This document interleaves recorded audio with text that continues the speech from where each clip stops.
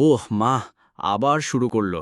ওর নাক ডাকার শব্দে আমি রোজ রাতে চাঁদের গানও শুনতে পারি না। কারো না কারো তো কিছু একটা করতে হবে। এইবার আমি প্ল্যান করেছি একটা ঘুমের গান রেকর্ড করব, যেটা শুনে ও ঘুমাবে ঠিকঠাক, নাক না ডেকে। আমি বিড়াল, আমি পারি। মিয়াও ভাই, তোর গান তো দারুণ, কিন্তু গানের মাঝখানেই আমি আবার হাঁচি দিই, তারপর আবার ঘোঁত ঘোঁত হি হি হি। এই নাক ডাকা কোনো সাধারণ ব্যাপার না। তোমাকে একটা রঙিন ড্রিম মাস্ক পরতে হবে। এতে স্বপ্নে তুমি ফুরফুরে হাওয়ার মতো ভেসে বেড়াবে। ওয়াও! আমি এখন স্বপ্নে উড়ছি।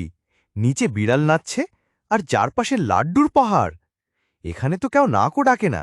দেখো, তুমি ঘুমিয়েছিলে পুরো ৮ ঘন্টা, কোনো নাক ডাকুনি। আমি তো এখন গান লিখেই ডাক্তার হয়ে যাব। যখন ঘুম আসে মিষ্টি করে, তখন সবাই হাসে মিলেমিশে। কুকুরবাবু, তুমি এখন একদম নাক ডাকা মুক্ত।